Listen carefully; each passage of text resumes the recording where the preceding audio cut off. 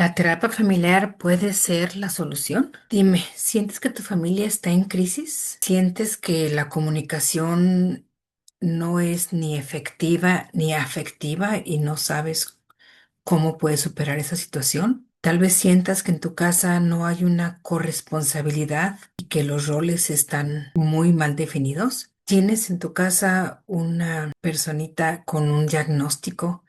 Y tal vez ese diagnóstico puede ser de autismo, puede ser de cualquier neurodivergencia y no está procesado por ninguno de los dos o tal vez nomás por uno. ¿Sientes que la terapia de familia no es el camino porque qué vergüenza, las ropas sucias se lavan en casa? Tal vez la terapia familiar pueda ser la esperanza para tu caso. Y si tienes dudas de cómo, por qué y si funciona, hoy precisamente, con mucho, mucho cariño y mucha ilusión, te presento a una muy querida amiga mía, la licenciada Esther Navarro Díaz. Esther es máster en psicoterapia familiar y de pareja, y tiene un doctorado en psicotanatología. Además, tiene una especialidad en violencia de género y tiene más de 35 años en terapia individual. Aquí, en esta ocasión, vamos a ver qué es y cómo funciona la terapia de familia. Te lo comparto con mucho cariño y aquí está. Hola y bienvenidos a Unrealmed Emotional Fitness. Mi nombre es Elvia Díaz y soy mamá, defensora, coach para familias de niños con autismo. En este canal compartiremos reflexiones, herramientas e historias reales que nos traen esperanza, fortaleza emocional y fe en el camino del autismo o de cualquier neurodivergencia. Mi propósito es ayudar a los padres y cuidadores a sentirse menos abrumados y más fortalecidos, caminando juntos en esta misión de vida. Gracias por estar aquí. Te compartimos esto con mucho cariño. Esther, ¿no sabes? Espero que sí sepas, pero hoy para mí es un día que he esperado, pero al mismo tiempo huido por mucho tiempo, porque es un tema de esos de los que, ouch, y yo espero que mis heridas estén suficientemente cerradas porque les voy a poner limoncito, pero pues Dios sabrá a través de las heridas. Y hoy el hecho de tenerte aquí me remonta a momentos muy duros, quizás los más duros de mi vida, y tú estuviste ahí presente. ¿Cómo estás? Hola Elia, me da mucho gusto saludarte. Espero en esta ocasión que también represente para mí algo muy importante, algo muy valioso, el poder compartir nuestras experiencias mutuas, no solo desde la práctica profesional, sino desde el corazón y desde lo que somos, humanos, ¿sí? Y desde luego que sé todo lo que representa para ambas y estamos aquí para ello, para compartir, porque finalmente uno de los objetivos de trabajar no solamente para en este caso, el trastorno del espectro autista, sino para todas las familias en general. Algo que me agrada mucho es el enfoque que tú les das en tus entrevistas a estas condiciones que hay que enfrentar como familias. Y me encanta porque es verdad. Así como cualquier otro tipo de trastorno, cualquier otro tipo de problema social gravísimo, tenemos que partir de la idea de que somos personas normales, no ideales, y que las familias son familias normales, lo que podemos llamar normalidad, ¿verdad? Que también es muy relativo, pero que finalmente son familias que en efecto son normales, que atraviesan circunstancias que no estaban dentro de su normalidad. Lo anormal son las circunstancias, lo que nos espera, y que una crisis puede sobrevenir en la vida de cualquier ser humano o en la vida de cualquier familia.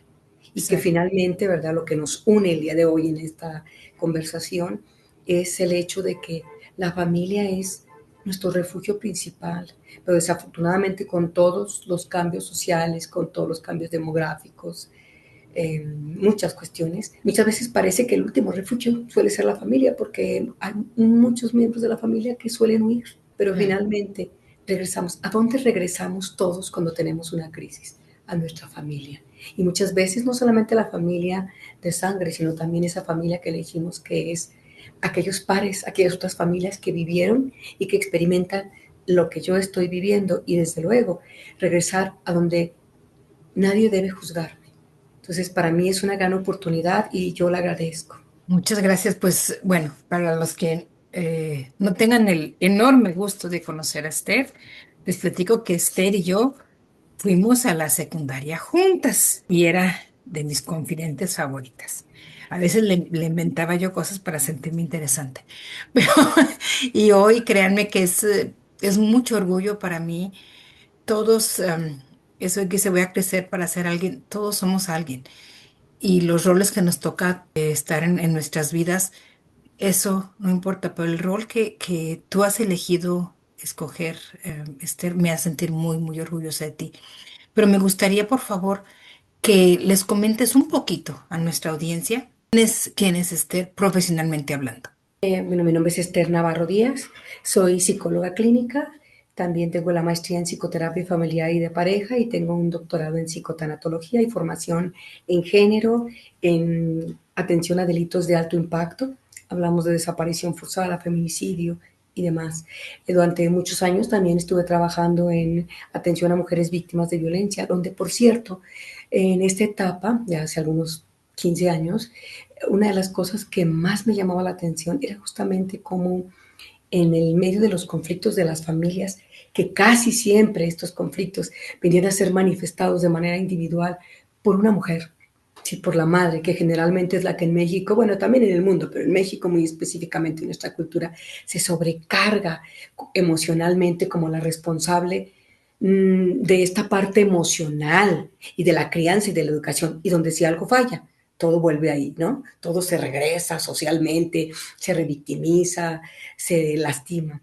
Pero también hay una realidad, cómo me llamaba la atención todos estos temas de las crisis por una enfermedad, por un trastorno, por una experiencia de vida, me llamaba mucho la atención cómo esta madre portadora finalmente era la que movía al sistema familiar para intentar resolver y cómo podemos observar que en medio de estas crisis hubo siempre un antes y un después.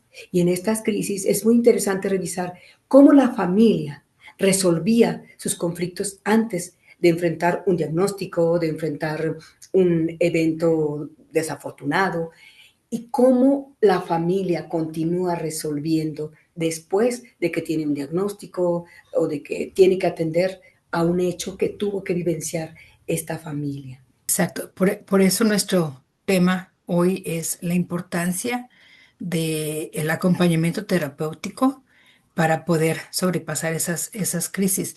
Y si me permites, pues obviamente los que ya me conocen saben que parte de mi travesía en esta vida, pues hubo que enfrentar un divorcio. Y fue muy contencioso, desafortunadamente, pero son circunstancias siempre difíciles, cambiar la dinámica familiar y es el sentido de que me da vergüenza, es el sentido de que yo fui la que fallé, es el sentido de qué voy a hacer, cómo le voy a hacer, es el sentido de que quiero que esté pegado, aunque esté tan fracturado, no me importa, lo necesito completo.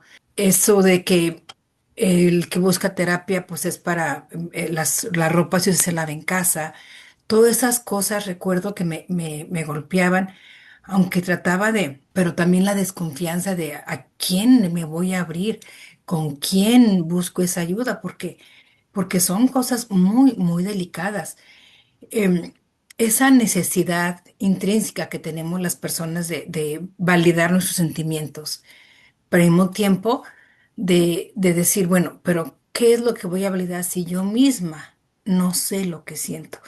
Que desafortunadamente es lo que las mujeres vamos. Obviamente mi respeto y conozco muchos hombres que son bastión familiar, que mi papá, por ejemplo, mis respetos, pero aquí yo hablo desde mi experiencia, con respeto a todos los señores, que a veces las mujeres sentimos que tenemos que ser la amalgama. Y como, ¿cómo voy a enfrentar ahora que me estoy diluyendo? O sea, yo, estoy rota por dentro porque la persona con la que se supone que había decidido compartir mi vida decide ya no ser parte de esta familia.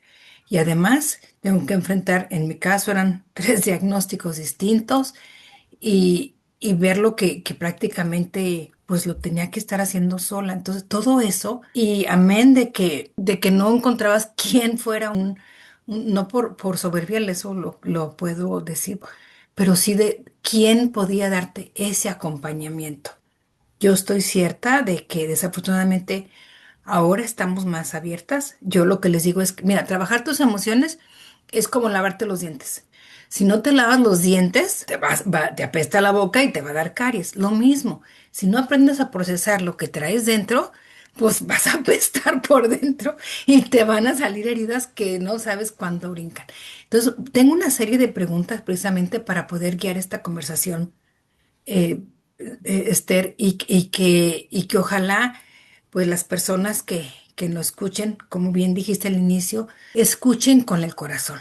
A veces necesitamos entender las cosas, pero es más importante sentirlas. Si esperamos primero entender para luego sentir, nos vamos a tardar mucho porque no por nada se dice que el viaje más largo es el pensamiento al corazón.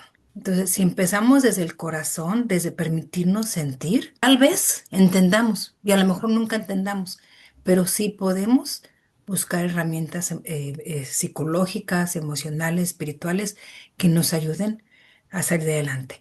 Entonces, ¿lista con las preguntas? Adelante. Gracias. Primero, pues, cuando tenemos esta dinámica familiar, son retos muy difíciles que ya se venía y hay una disparidad pues en el estilo parental.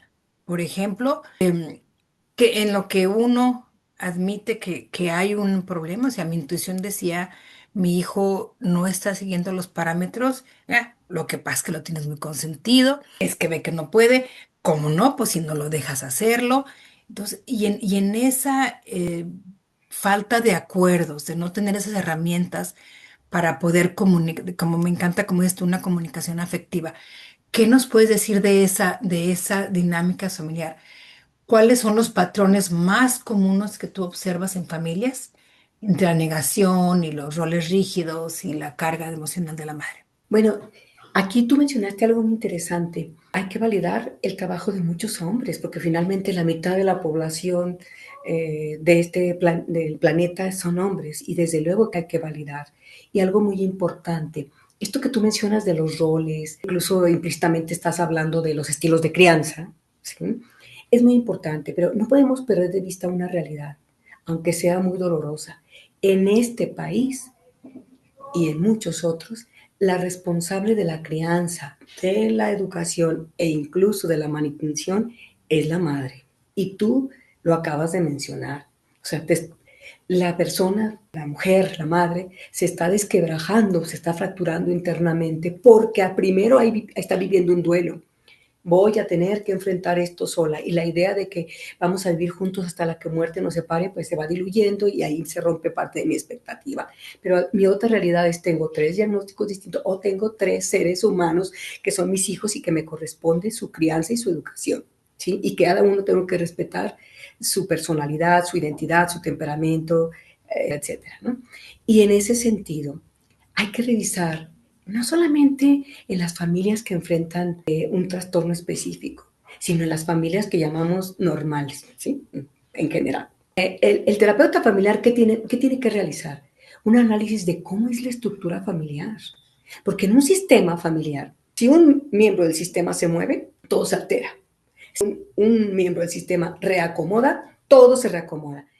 El sistema solar, el sistema digestivo, el cuerpo en general, son sistemas donde hay microsistemas. Por tanto, en el sistema familiar donde un solo padre o una sola madre tiene que hacerse cargo de todo, ya ahí de entrada es muy difícil, ¿sí? Pero podemos analizar todas estas variables de cómo está la comunicación, cómo están las muestras afectivas, cómo es el estilo de crianza. ¿Qué encontramos? Y por eso retomé esta parte que tú mencionabas de los hombres y las mujeres. ¿Qué encontramos? Que muchas de las cosas que ocurren también tienen que ver con los roles tradicionales.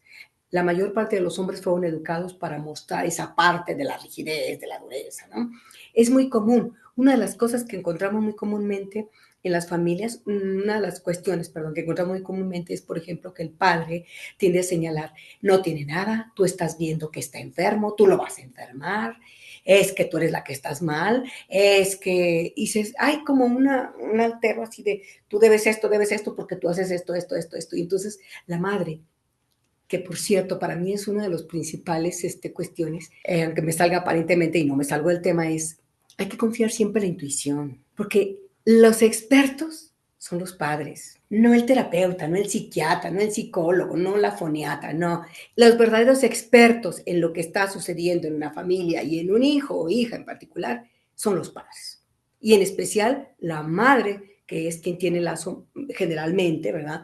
Más fuerte con ese hijo o esa hija. Entonces, ¿qué encontramos?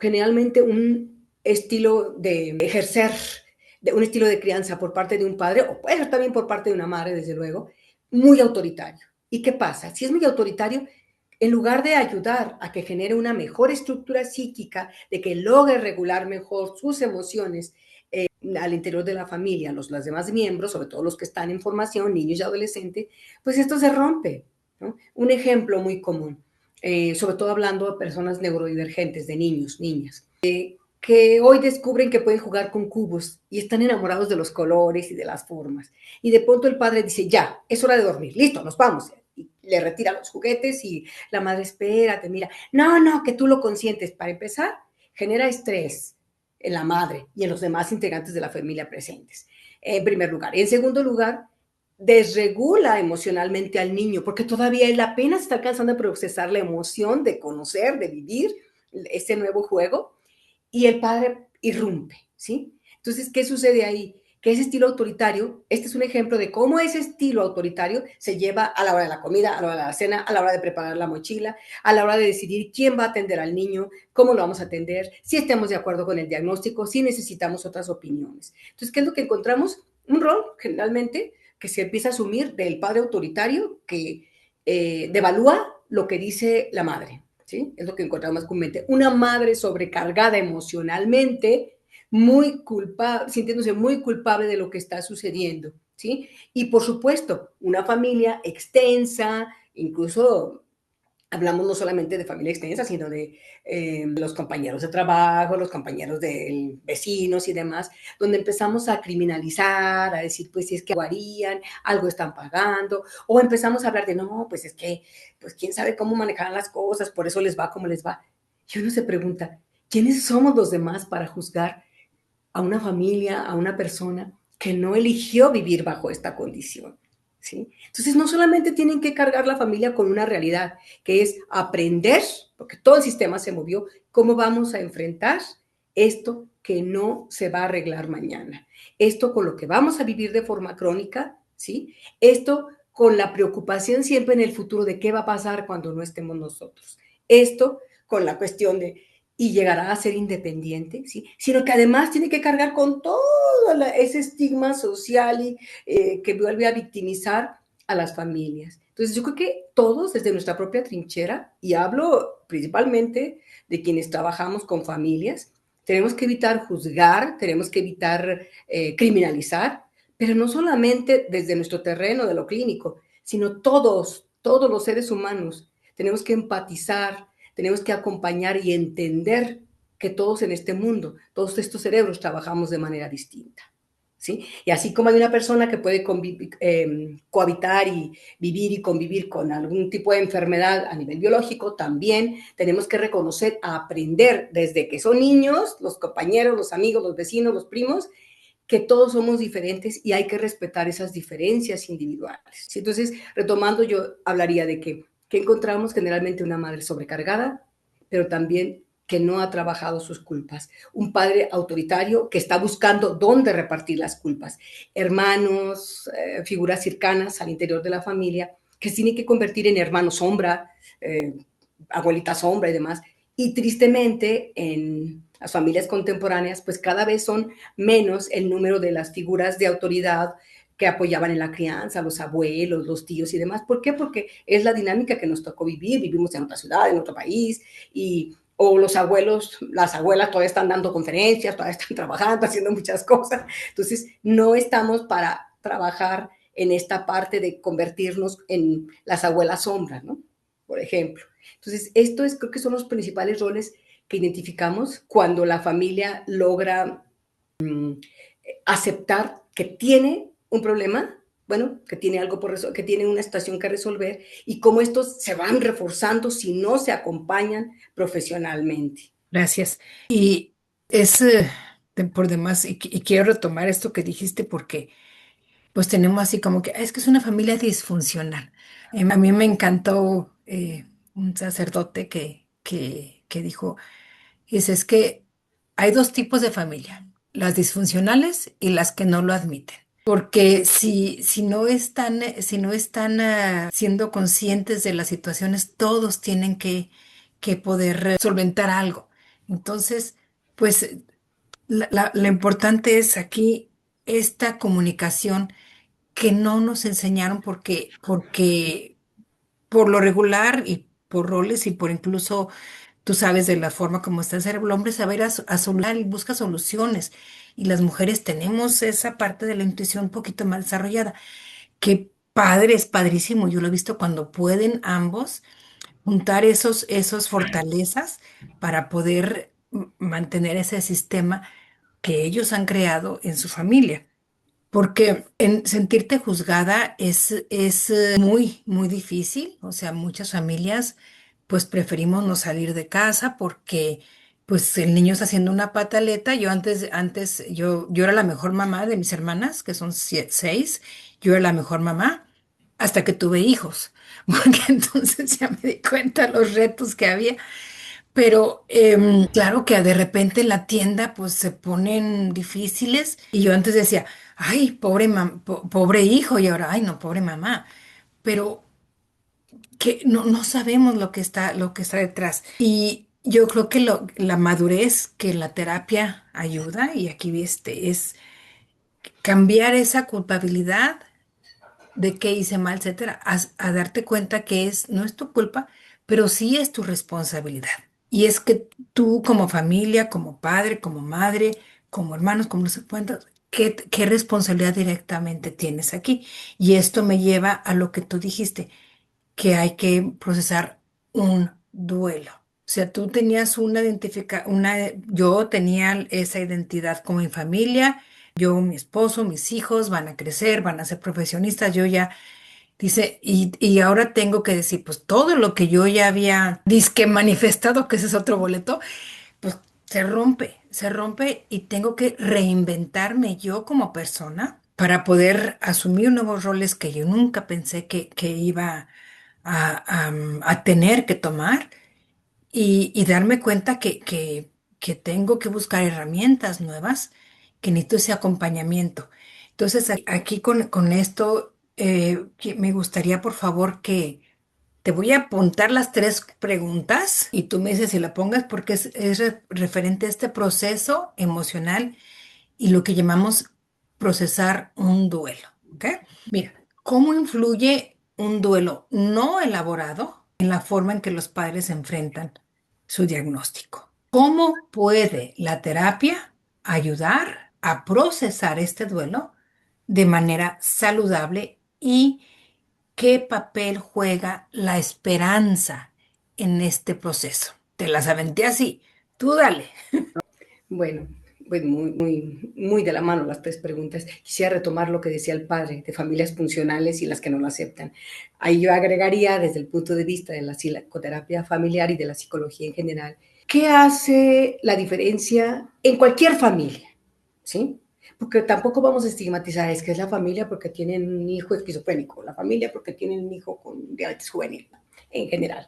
¿Qué hace diferente a cualquier familia? Lo funcional a lo disfuncional. La forma en que aprendemos a resolver nuestros conflictos. Lo podemos hacer a patadas, a gritos, con alcohol, con drogas, con infidelidad, aventando culpas, aventando basura, groserías, violencia de todo tipo al interior de la familia. Entonces, pero también, aunque es un reto muy grande el tener que convivir cotidianamente con una situación que va a ser crónica, sobre todo hablando de salud mental o incluso en algunos casos de salud física. Es muy complicado. Entonces, lo primero que teníamos que hablar es, ¿qué es un duelo? El duelo duele, ¿sí? Efectivamente, tú ya lo referiste de otra manera. El primer duelo es aceptar que todas esas expectativas que teníamos, por ejemplo, sobre un hijo, sobre una hija, de que iba a crecer, iba a ser bailarina, iba a ir a las Olimpiadas o simplemente iba a jugar fútbol, ¿sí? Aceptar que probablemente vamos a estar frente a una situación en la que ni siquiera ese hijo, esa hija nos va a poder manifestar lo que siente o lo que piensa. Sobre todo si hablamos de niveles de que requieren el cuidado, hablando específicamente del trastorno del espectro autista, ¿no? Pero también puede ser en cualquier situación, ¿no? Este tipo de trastornos tienen le agregaría yo todavía una mayor dificultad para elaborar el duelo, que muchas veces como son dinámicos, o sea, como tienen que ver con el neurodesarrollo, a los 3 años la madre puede decir algo no está bien, pero probablemente a los 4 algo mejora mucho, o probablemente a los 3 todo vuelve a ir hacia atrás. Entonces es muy dinámico y no quiere decir que dinámico signifique siempre favorecedor, ¿sí? Entonces, ¿qué pasa? Que vas viviendo microduelos en el día a día. ¿Y qué sucede cuando no nos permitimos vivir el duelo de decir, te recuerdo que no tienes la familia perfecta, te recuerdo que a ti también te podía suceder? ¿Por qué? No lo sabemos. Te recuerdo que tú pensabas que ibas a tener nietos de ese primer hijo o de esa primera hija y no los vas a tener. Te recuerdo que mientras el vecino te dice, se acaba de graduar mi hijo de la preparatoria, probablemente tu hijo está aprendiendo a escribir su primera palabra. Entonces hay victorias en cada una de estas familias. ¿Qué pasa si no elaboras, si la familia y sus integrantes, sobre todo hablando de los padres, no elaboran el duelo? Pues es como dejar amarrado, ¿sí? Algo que tú quieres que vuele, ¿sí? Lo amarras, no lo dejas crecer, o el propio hijo, ¿no? No elaboras el duelo de aceptar que tienes un hijo o hija diferente y que somos una familia como cualquier otra, enfrentando un reto que va a ser permanente. Pero si no lo trabajas, si no lo aceptas, en lugar de favorecer su autonomía, que es lo que necesitamos todos los seres humanos, autonomía, ¿sí? Nuestras abuelas no es que siempre fueron muy felices, o las bisabuelas, por estar ahí con el marido que tenía otras 3 familias y otra docena de hijos. No había autonomía económica, ni siquiera psicológica. ¿Cómo te ibas a ir de la casa? Pues era tu marido, tienes que estar ahí, ¿no? Tenían que estar ahí. Bueno, estoy haciendo toda esta remembranza porque tiene mucho que ver con lo que seguimos cargando transgeneracionalmente. Así no tiene que ser. Nosotros somos una familia perfecta, no vamos a decir nada, no vamos a ir, que no nos vean, nos van a criticar. Tengo un ejemplo que más adelante lo podemos comentar de cómo afectó a una madre profesionista, con cierto nivel profesional, como para cierta carrera que le podía dar herramientas para entender la situación que estaba viviendo su familia y sin embargo no podía romper con esa parte de ¿qué van a decir? Es que yo que siempre decía, bueno, si uno supiera lo que va a pasar mañana, todo sería diferente, ¿no? Entonces, el no permitirte aceptar que no vas a vivir y que no vas a vivir lo mismo, lo que soñaste alguna vez o lo que tú estás viendo socialmente como impositivo, como lo que te imponen, de decir, no, pues mi hijo nunca va a ir a la universidad, probablemente. Eso, si no lo aceptas, no vas a lograr dar toda la autonomía que necesita tu familia y a ese ser querido en específico, ¿sí? Sí, sí, claro. Bueno, retomando aquí, Sí. porque pues a fin de cuentas, a veces, bueno, yo les recuerdo que mi principal objetivo es apoyar a las familias con ese duelo y tengo un curso que las personas toman para procesar este duelo que es, siento yo que es un parteaguas, pero lo importante es, a veces decimos, es que aceptar el diagnóstico o aceptar, resignarte y pues ya está así. No, no, no. No. Lo que tenemos que aprender es que vamos a aceptar, no el diagnóstico como tal, porque es muy difícil, pero sí podemos cambiar, no se va a cambiar eso, pero cuando aceptamos la forma como nos relacionamos con ese diagnóstico, o sea, ¿Lo voy a ver como una tragedia o lo veo como una oportunidad de crecimiento? La forma como nos relacionamos con ese diagnóstico va a cambiar y ver esa esperanza. Entonces, ahorita que manejas lo de juzgar y procesar, pues obviamente nadie tenemos una que dice aquí está el futuro. Y en nuestra situación, me encanta la palabra que dices tú, microduelos, porque tú puedes tener todo al mismo tiempo, sentirlo, por eso mi logo está así, que estás tú en forma espiral, porque estás pasando por todo al mismo tiempo. Y bueno, te das cuenta a los 4 años que no hizo las cosas y bueno, pues está desfasado, pero al rato alcanza. Y llega la primaria y pues no va a estar en primero porque pues mi hijo apenas está vocalizando cuando los demás ya están yendo. Y no puedes más que comparar con los demás y es otro duelo. Luego empiezan a crecer y yo yo creyendo que ya tenía procesado todo eso, me tocó trabajar en la Universidad Estatal de Washington y llegan los papás dando lo que se llama la orientación para los padres, pues que ya sus hijos acá en California se utiliza que vivan en la universidad, digo en Washington, ¿verdad? Aquí la mayoría de Estados Unidos viven en la universidad y pues vienen de diferentes lugares y ahí me tocaba orientar a los papás. Y bueno, no saben que es que como que mi niño, pues nosotros mamás gallinas, ¿verdad? Queremos tener al niño ahí. Y es que mi niño ya se me va de la casa. Y yo recuerdo en conferencia con ellos, les dije, yo sé que para ustedes es muy difícil que su hijo vuela, que su hijo vuela, pero no saben lo que yo daría por estar en cualquiera de esas sillas diciendo que hoy mi hijo ya va a aprender a ser independiente porque ustedes les pusieron las alas y tienen la confianza que van a volar. Pero mi hijo no va a estar, no tiene esas oportunidades. Entonces vamos aprendiéndolo que no me van a juzgar porque si pude o no pude, por qué nivel de independencia va a llegar, sino que yo estoy haciendo lo que necesito hacer y que el único que me puede juzgar a fin de cuentas es ahí arriba. Y ni Jesús juzgó a la mujer allí, entonces, quién somos para juzgar las dinámicas familiares? Si es más fácil ver lo que los demás hacen porque pensamos yo lo haré diferente, pero nadie nos lleva, entonces creo que le contestaste bien la pregunta ya, por eso ya te digo, ya no te la, porque en ese proceso emocional, yo creo que la esperanza de que voy a estar bien a pesar de, ¿verdad? O sea, si es que, ¿qué pasa si, qué pasa si no? Aunque pase esto, yo voy a estar bien. Y para eso es la terapia.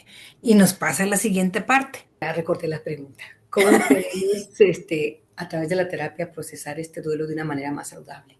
Tú ya lo dijiste, entendiendo cuál es el origen, las causas multifactoriales, cómo no depende de mí que haya sucedido esto, cómo no va a depender de mí su evolución a nivel neurológico, pero sí va a depender de mí como integrante en familia, como madre, como padre, las herramientas que yo le pueda generar para atenderlo, para criarlo y educarlo como cualquier otro ser humano, respetando su individualidad.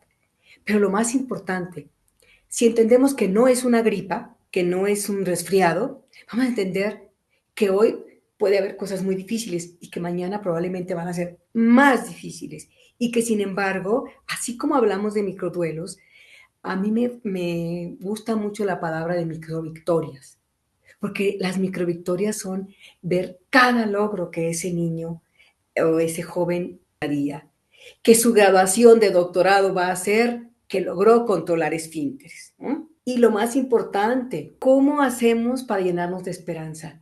Busquemos no aislarnos, busquemos como familias el apoyo, que mis padres lo entienden, ¿sí? Que mis padres lo saben. Esto que tú acabas de decir es muy valioso. Yo quedaría porque mi hijo diera ese paso, aunque tuviera que vivir otro tipo de experiencias, independizarse, lograr cierta autonomía, ¿qué daría yo? Eso ya es compartir, pero nos está hablando de un proceso, de una persona, de una madre que ya vivió muchas cosas para poder hablar con esa fluidez y resumir su sentir, pero dar oportunidad de compartir con los demás que es todo un camino y que hay esperanza de que se puede lograr avances y que por supuesto que pueden lograr cierta autonomía, aún en los casos más graves, que hoy van a hacer un berrinche, que hoy no pudimos controlar, que hoy fue otra queja en la escuela, sí, pero mañana probablemente no habrá queja, o la semana próxima. Y algo bien importante, no hay que perderlo de vista. Hablamos como, es que no pueden regularse emocionalmente. Por favor, es muy común ver que al interior de las familias el padre o la madre tampoco se regulan, se ponen mal por cualquier cosa. Entonces, ¿cómo esperamos que dentro de la normalidad, y en especial cuando esto no es posible porque el niño está aprendiendo a regular emociones, cómo esperamos que lo regulen si a veces el propio adulto no logra regularlo? Pero ¿qué es la esperanza? Pues la esperanza es eso que permite que el ser humano pueda decir mañana, pasado mañana, ¿sí? Mañana será otro día. La esperanza es aquello que va formando parte del ser humano y que le da la oportunidad de seguir viviendo. Lo que enferma es la desesperanza, es el no tener claridad de qué va a pasar, sí. Y es complicado porque en estas situaciones no sabemos qué va a pasar mañana. Pero justamente la terapia en eso apoya, es decir, ¿por qué nos adelantamos? Ni siquiera sabemos lo que va a pasar. Mejor aprendamos con lo que tenemos hoy a generar herramientas y responsabilidad en cada uno de nosotros y a revisar como integrantes de una familia qué estamos haciendo bien y qué estamos haciendo mal para resolver esto. Eso nos llena de esperanza, es decir, bueno, yo reconozco que quizá mi estilo de crianza, en lugar de favorecer, perjudica a mi niño, en lugar de ayudar a la dinámica de que disminuya menos la producción de cortisol, pues ayudar a que mi esposa, mis hijos estén más tranquilos, ¿sí? Y eso favorece en cualquier familia, no solamente donde hay alguna cuestión de cierta condición, ¿no? Entonces la esperanza siempre existe y la esperanza es lo que nos hace, aunque suene muy utópico y muy cursi, lo que nos hace sentir que podemos lograr y que podemos vivir. No, no es utópico, es real. Lo que pasa es que a veces parece tan sencillo que es tan sencillo. Lo que es fácil no quiere decir que sea sencillo de hacer. Pero Sí. creo que aquí nosotros tenemos que pensar un día a la vez y a veces un minuto a la vez. Y por eso la importancia, una vez más, de este acompañamiento, porque poder decir, esto es lo que me siento así, necesito este acompañamiento, necesito esa comunicación afectiva de la que tú hablas. Entonces, aquí de la terapia familiar y sus beneficios, ¿cuáles son los principales beneficios de un acompañamiento psicoterapéutico familiar y cómo ayuda la terapia para mejorar la comunicación desde el hogar? Bueno, lo primero es desde un inicio saber si realmente todos están dispuestos a llevar una terapia, porque desde ese punto de partida tenemos que reconocer que la gente tiene derecho a decir, yo no necesito la terapia, ¿sí? Y no vamos a devaluar ni a minimizar lo que está refiriendo quizá la familia o algún integrante del padre o la madre. No, podemos hablar y respetar esa parte de decir, quizá no la necesite, pero quizá la familia sí necesite que usted esté ahí. A lo mejor usted no necesita la terapia, pero quizá hay muchas cosas que usted ya comprendió, que ya entendió, que ya está trabajando, pero necesitamos que la comparta con los demás, ¿sí? ¿Cuáles son los principales beneficios? Como cualquier familia, escuchar a todos los integrantes de la familia. Es increíble cuando escuchas niños de 10 años que le dicen al papá, es que tú te enojas, mi mamá se va y llora, y entonces mi hermanito se mete debajo de la cama porque se asusta. Y entonces Juanito, el hermano mayor, se sale y se va con los amigos y luego cuando regresa huele a cerveza. Es increíble cómo desafortunadamente tiene uno de los miembros de la familia, de los pequeños, tiene que decirles a los demás lo que está viendo. Y no porque los demás no lo vean, sino porque es más sencillo no querer verlo. Pero cuando connotamos positivamente que podemos hablar de forma clara, directa y abierta de lo que estamos sintiendo, podemos trabajarlo. O sea, imagínense un menor de 10 años que dice, pasa esto. Te describe en un minuto, es el coterapeuta, lo que está pasando al interior de la familia. ¿Cuáles son los beneficios de la terapia familiar? Escuchar a cada uno de ellos. No, no, como seres humanos también nos cuesta reconocer que estamos cansados, que estamos enojados con la vida porque no aceptamos que esto nos tocó vivir. Entonces también se vale expresarlo, pero también hay que aprender a reconocer que eso no va a cambiar. Y que si alguien dice, yo no quiero, probablemente era porque ya había ese problema antes, no quería involucrarse, no había un involucramiento afectivo real, ¿sí? Y es mucho más fácil salir y decir, me voy. O sea, la primera de cambio, ¿no? Cuando en realidad los beneficios de la terapia es justamente que la comunicación se abra y se diga, ok, bueno, es que tú llegas y te pones el teléfono y te olvidas de que están los demás. No solamente la persona que más nos necesita, sino todos los demás. No me escuchas, te gastas el dinero, te vas a beber, tienes otra pareja, el hijo mayor está ya iniciando en el consumo de drogas. O sea, ese conflicto ya venía arrastrándose. Y si a eso le agregas la etapa del ciclo vital, porque hay hijos adolescentes, porque los padres ya están en otra etapa, porque tienen que trabajar todo el día. Entonces, revisar todo eso que que analizaríamos en cualquier familia, no solamente en una familia donde hay una condición especial.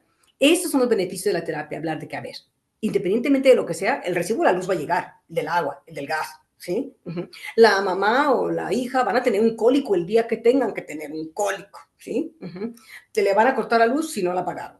Y hay que trabajar mucho más. Y agrégale a eso el tener que aceptar la corresponsabilidad, no solamente de cuidar y de facilitar, sino que es un camino largo, porque hay que ir al psiquiatra, al neurólogo, al pediatra, al psicólogo, con la foniatra, terapias de lenguaje, maestra sombra, ¿sí? Y finalmente cada integrante de la familia termina siendo el hermano sombra, la madre sombra, el padre sombra. Todos tenemos que seguir siendo sombra, ¿no? Entonces todo esto es muy complicado.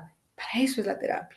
Para decir, a ver, vamos hablando claramente, porque si no en casa, pues como no hay un referee, vamos a llamarlo así, necesitamos un mediador, porque si no terminamos diciendo, es que tú tienes la culpa de todo, es que tú por qué haces esto, es que tú por qué no dejas de hacer, ¿no? Entonces yo resumiría que estos son los principales beneficios, evaluar cómo estamos atendiendo el problema, cómo estamos desviándolo, hacia quién lo estamos desviando, cómo el hijo que está consumiendo drogas, cómo está metabolizando algo que le está costando mucho dolor, ¿sí?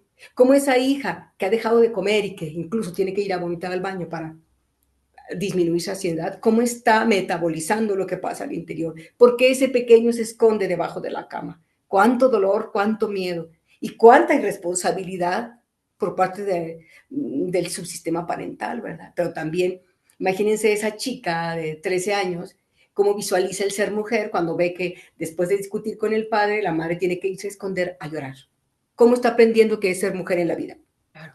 ¿Sí? Entonces creo que todo esto se puede visibilizar y de verdad, o sea, cuando la gente lo visibiliza, cuando le es posible visualizar lo que está pasando, la gente modifica. Y como yo les mencionaba al principio, si una persona en el sistema mueve algo y es a favor de todos. Hasta la forma en que nos comunicamos, el lenguaje pasivo-agresivo, cambiarlo a una comunicación directa, pero que no resulte ofensiva, ¿no? Hablar de las áreas libres de conflicto, de las cosas que la persona con cierta condición tiene más facilidad para comunicarse con el hermano mayor, los horarios de la hermanita de 13 años le permiten estar con él más tiempo a la hora de que hay que controlar esfínteres, ¿no? En muchas cosas, o sea, hablamos de funciones, de roles, de estructura, de comunicación y hablamos sobre todo de que aunque sea muy cansado y hay que reconocer que es muy pesado, porque no es algo que se va a ir, sí, ahí va a estar siempre, también la gente se llena de esperanza, también la familia empieza a ver que hay cambios y que van creciendo. Las microvictorias se tienen que ver todos los días, como tú lo mencionaste, a lo mejor en la próxima hora, ¿sí? A lo mejor en el próximo día, pero las va a ver. Y si lo cambiamos, y si lo intentamos, y si empezamos a subir esa plataforma, aunque sea 1 milímetro, claro que va a funcionar. Sí, sí, sí, son dinámicas y son nuestras realidades, pero a veces aprendiendo en esa comunicación afectiva, porque a veces muchas personas dicen, no, pues es que yo para qué voy a la terapia, si el problema es él, porque cuando él haga esto y esto y esto, entonces yo voy a estar bien. Entonces yo estoy dependiendo como la mamá, como parte de un pilar de la casa, estoy dependiendo que yo voy a estar bien cuando mi pareja se comporte de esta manera o deje de hacer aquella otra. Entonces, dijiste hace rato y lo quiero tomar porque, o sea, con una persona que tome su lugar, o sea, cambio yo, cambia mi entorno y eso es un axioma muy importante porque mínimamente aprendo a que no los demás no están listos a cambiar porque cada quien tiene su tiempo y su momento y pasa demasiado que por lo regular, el común denominador es que la mujer busca la ayuda y el hombre dice, no tengo que decir eso porque nomás van a ir a lavarte el coco y nomás quieren cobrarme y yo, ¿para qué? Si yo estoy bien. Eso es, bueno, entonces yo voy como persona que necesito trabajar lo mío y aprendo a lidiar con lo que me está llegando, porque si no, pues yo, o sea, yo estoy aquí platicándolo porque yo troné, o sea, yo troné, yo estaba allí en otro capítulo, ahí se los pongo, de que yo llegué con una depresión funcional terrible por precisamente no aprender a decir siento esto, me duele esto, necesito trabajar esto. Entonces, en este mediador que tú estás diciendo, o sea, si yo voy a decir mis cosas, no es porque te estoy recriminando lo que hiciste, es que yo siento esto cuando tú me haces, y en esto que me valides lo que yo siento. Y ese mediador es lo que va a hacer la diferencia porque le estoy diciendo a otra persona, y no para reclamar, sino yo necesito funcionar como profesionista, como mamá, porque te trastoca todas tus áreas. Entonces, del mediador, yo creo que se trata mucho también de la madurez emocional, ¿verdad? De las personas y la madurez de la pareja, que son los que yo veo que trabajan y salen adelante. Mis respetos. Y algunos que están así muy quebrados y se ponen, yo le digo que mi hijo es un catalizador de amor, porque él saca lo mejor de las personas en momentos que uno ni siquiera esperaba. Y entonces, a veces, si uno cambia esta dinámica familiar a ser un sistema sano, gracias a la terapia, entonces podemos decir, ok, ¿qué me toca a mí?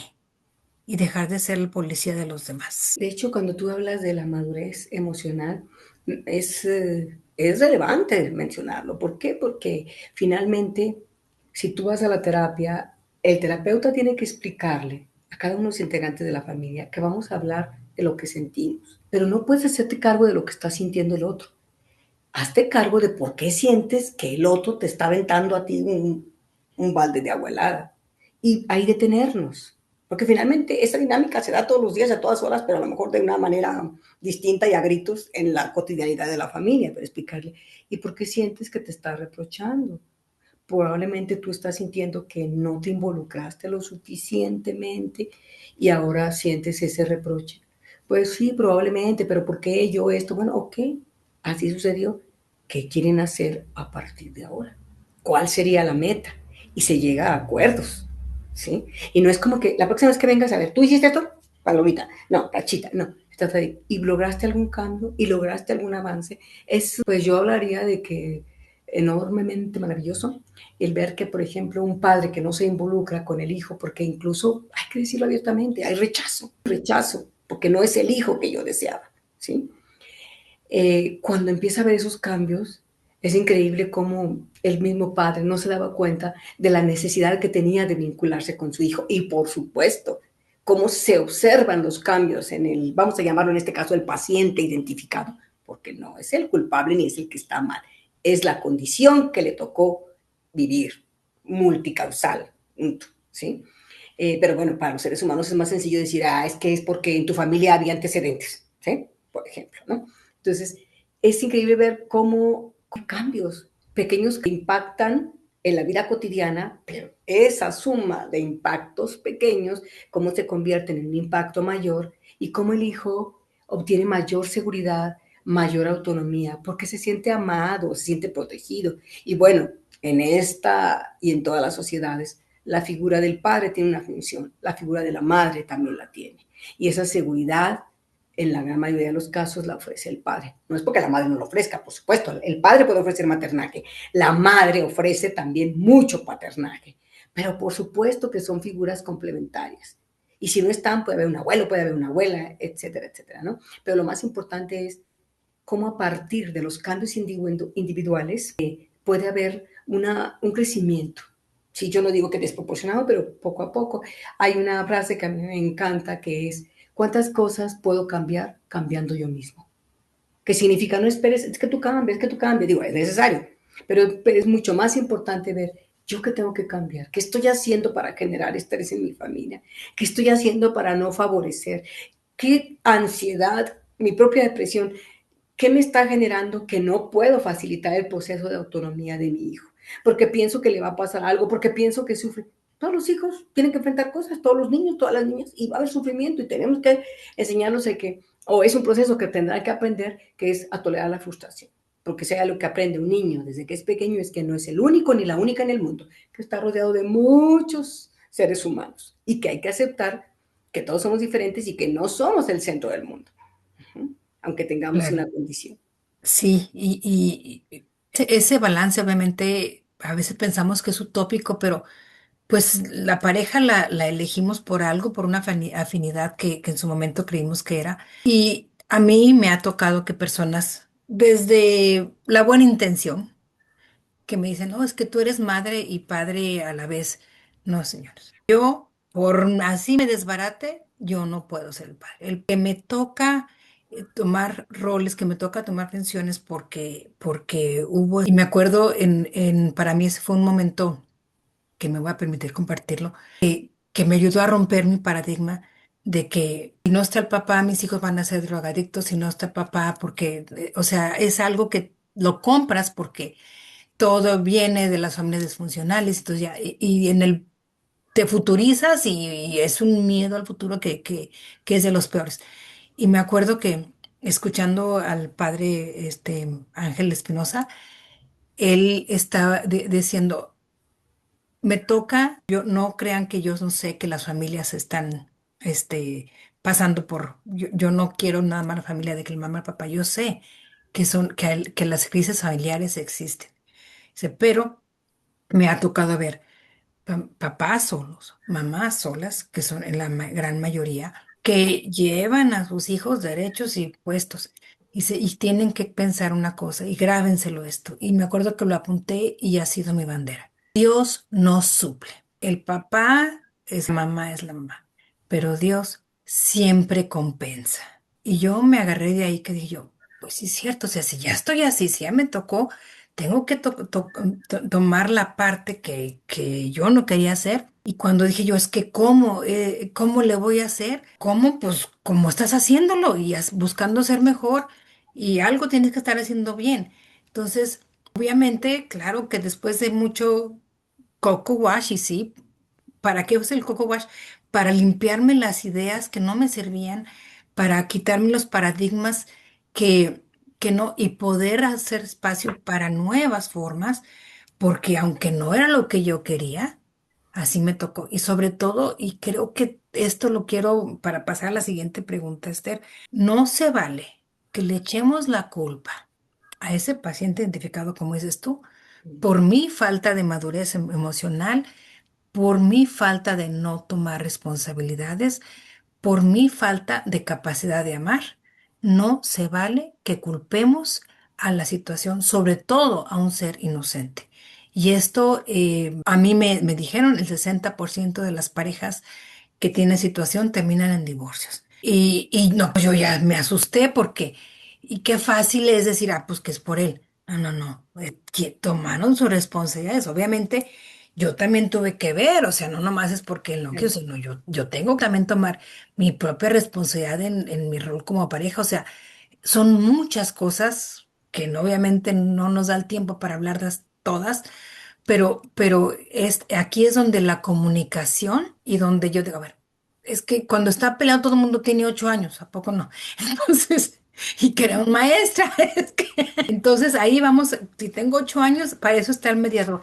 Y me voy a la siguiente pregunta, Esther. En estos beneficios de trabajar la corresponsabilidad de la familia, platícanos un caso real, alguna reflexión donde tú nos puedas, que has visto casos donde los hijos aportan lecciones, como decías de que este niño, y qué cambios positivos has observado tú cuando las familias aceptan este acompañamiento terapéutico. Bueno, para tomar el mismo caso que ya mencionaba de la niña de 12, 13 años que fue quien tenía menos, ya tiene como 13 años, ¿verdad? Tenía como 11 años cuando decía ella, les decía, es que qué bueno que todos venimos aquí. Una de las preguntas que como terapeuta familiar siempre les realizo a las familias cuando acuden, les pregunto, ¿por qué vienen a terapia y qué esperan? Y recuerdo mucho a esa niña, la voy a llamar Betty, que Betty dijo, es que queremos aprender a ser felices. Y yo dije, eso es un milagro, eso sí es una verdad. Entonces, pero a su manera esa pequeña estaba diciendo, por favor, necesito ayuda. ¿Sí? Entonces, ¿qué pasa cuando los padres se responsabilizan de lo que les corresponde. Bueno, lo primero es trabajar en la idea de que los padres somos los responsables, no hay otro responsable, ¿sí? No podemos tomar como chivo expiatorio, como paciente identificado, únicamente a una persona porque nos llevó a la terapia, porque el psiquiatra o su psicólogo dijo, tienen que ir a terapia familiar, o sea, estamos aquí por culpa de él. No, muchas veces hay que agradecer. En este ejemplo que les pongo de que el joven esta pareja se casó muy joven, ¿sí? Terminaron de estudiar ya estando juntos, lucharon mucho, se estabilizaron económicamente.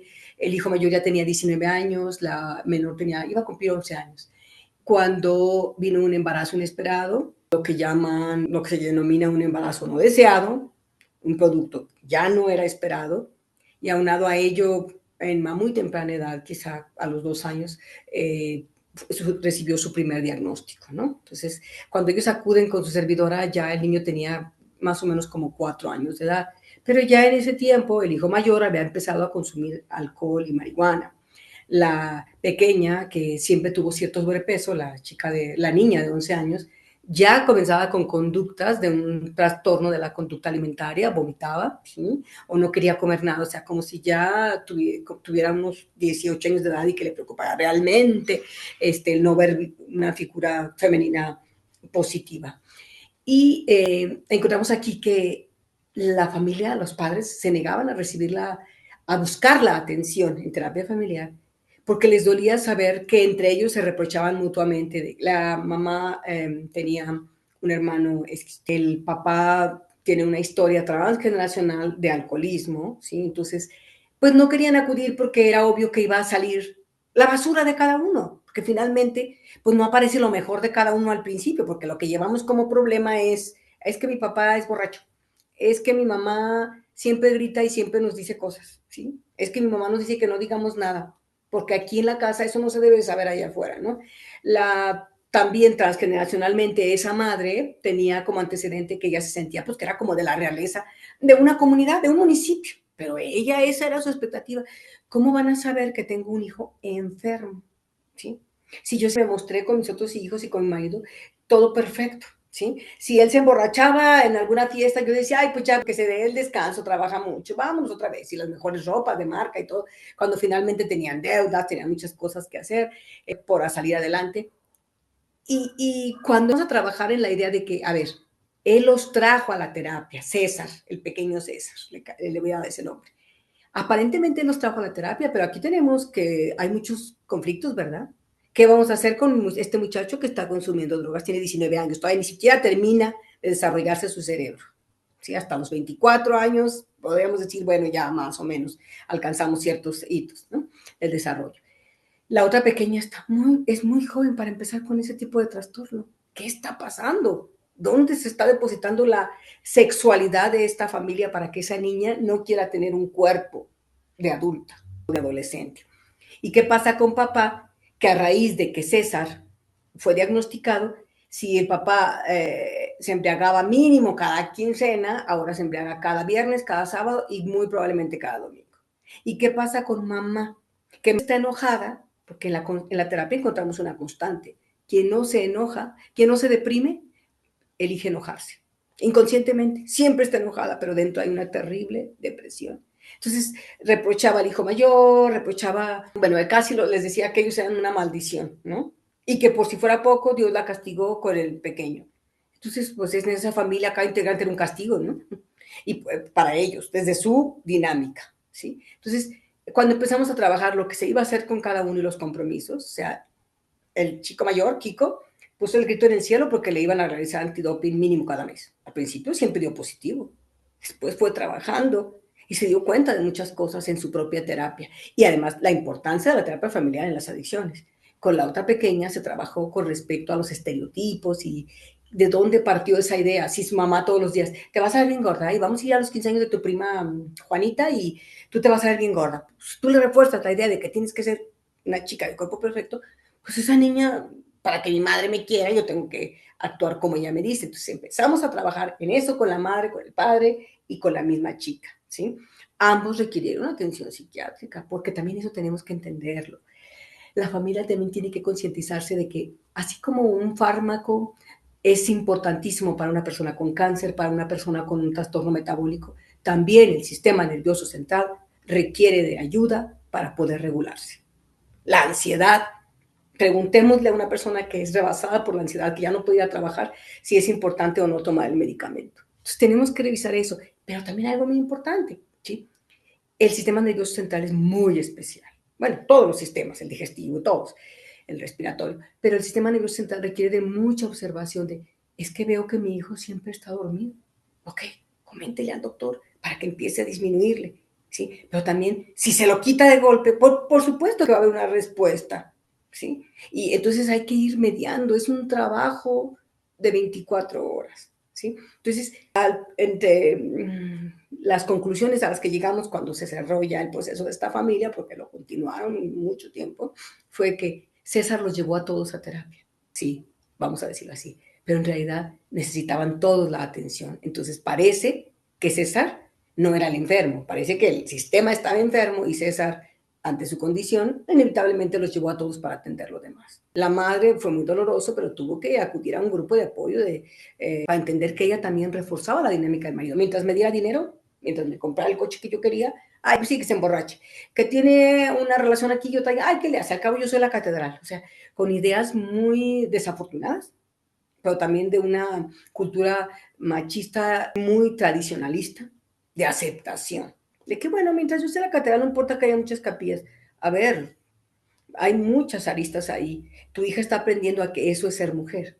El hijo está aprendiendo a que si mi padre es feliz consumiendo, yo también voy a ser feliz. Si mi madre es feliz porque ella anda en eventos sociales y porque se va a la comunidad feliz de la vida o con sus compañeras, compañeros de trabajo, entonces yo nadie me hace caso.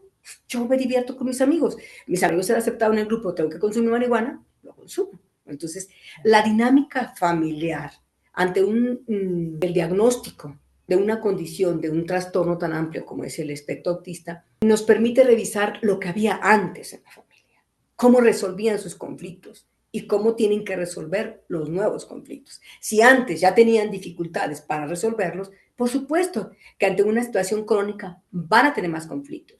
Pero bueno, lo primero es revisar, no porque escondas el estado de cuenta, se va a pagar solo, ¿verdad? No. Y porque hay que pagar las terapias, hay que atender porque es real. Y a eso le agregamos, pues la verdad es que las condiciones que genera el Estado y el Estado en general, ¿no? Para atender este tipo de trastornos, pues es nula. Esto ha sido como el trabajo de las madres buscadoras, de las personas desaparecidas. Igualmente, o sea, los pares, las familias que viven con situaciones de esta naturaleza, con esta condición, han tenido que unirse para generar como lo que haces tú, una labor muy respetable. Y retomo con esto, porque por supuesto que es respetable y lo reconozco. Esta parte que decías tú, no, pues es que qué triste que te criminalicen y que te digan, es que eres papá y mamá. No, es que no hay que romantizar eso. Ay, es que eres una supermamá. No, eres un ser humano, eres una madre que tiene que hacer un esfuerzo enorme por tratar de suplir herramientas del paternaje, porque no, probablemente, no digo que sea tu caso, digo en general, cuando no está un padre presente, pero no eres el papá. Que te tienes que dividir en 20,000, sí, pero no eres una supermujer extraordinaria como muchas madres que tienen que luchar en el día a día para hacer frente a toda esta realidad. Y porque además hay que aclararlo, en la realidad se rompen realidades. Cada hijo es distinto, cada cerebro, cada desarrollo es distinto. No hay una fórmula, no hay un protocolo. Entonces, esta familia que comentas, yo había de la importancia de que para una terapia familiar también debe ir acompañado con una terapia individual.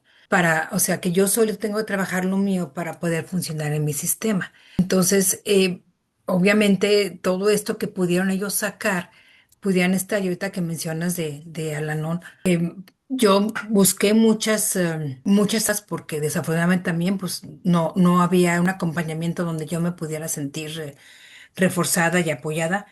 Y fue mediante estos tipos de programas de AA, de los 12 pasos, que me pude dar un encontronazo bastante importante, pero se manejaba, y ahorita que lo dices de la mujer enojada, que es una forma de manifestar la depresión, cuando ellos dicen, más daña la mamá neurótica que el papá alcohólico. porque la mamá con la neurosis, provocada tal vez por el alcoholismo de su esposo, más va a dañar. Y eso es lo que como papás, o sea, qué padre decir es que lo que pasa es que porque él toma, no, no. Todo ese de yo reconocer cómo estoy permitiendo que me afecte a mí y que al mismo tiempo estoy afectando a mi familia. Y con esto quiero yo creo que el ejemplo que utilizaste de esta familia que debe haber sido bastante difícil poder llegar allí y decir, vengo a lavar mi ropa aquí y traer toda mi basura, pero pues, ¿cuántas veces tú no sacas la basura y mira qué bonito está el piso, ¿no? Entonces, tienes que ver que sacando esa basura vas a encontrar algo bonito, lo que te estás permitiendo ser. ¿Qué te gustaría decirles a las familias para cerrar? ¿Qué familias que están luchando hoy emocionalmente? ¿Qué les No dirías? se trata. Se trata de ver nuestra realidad y disfrutarla. Yo creo que aquí hay algo bien importante, la autocompasión como herramienta terapéutica. Reconocernos vulnerables para que a largo plazo no tronemos. ¿Sí? Algo bien importante, la comunicación es una constante en nuestra vida cotidiana, individual, familiar, social, etcétera, etcétera. En este tipo de familias, vamos a llamarlos tipo de familias, la comunicación es muy valiosa. Hablar de lo que sentimos es mucho más valioso. Y yo mencionaría un punto todavía mucho más importante. Si hay un chico que por su condición, no sé, un nivel de gravedad 3, no ha aprendido a manejar su lenguaje, porque es algo que las familias manifiestan como una complejidad enorme, y lo sabemos, ¿no? Encontrar cómo las familias también tienen que aprender nuevos lenguajes de comunicación. Una sonrisa, un abrazo, el que llegue y se te acurruque tu hijo, aprender que mientras a lo mejor otro hijo aprendió francés o el del vecino ya aprendió mandarín, tu hijo aprendió a comunicar que te ama porque se recargó en ti. Muchas gracias, Esther. Muchísimas gracias y En Dios te bendiga. contrario, somos más que una circunstancia, que un proceso legal. Mucho, mucho. Y somos mujeres reales, no mujeres ideales. Y al contrario, te agradezco mucho a ti que me hayas recordado eso. Un abrazo fuerte. Muchísimas gracias por estar aquí, muchas gracias por llegar a acompañarnos a este video.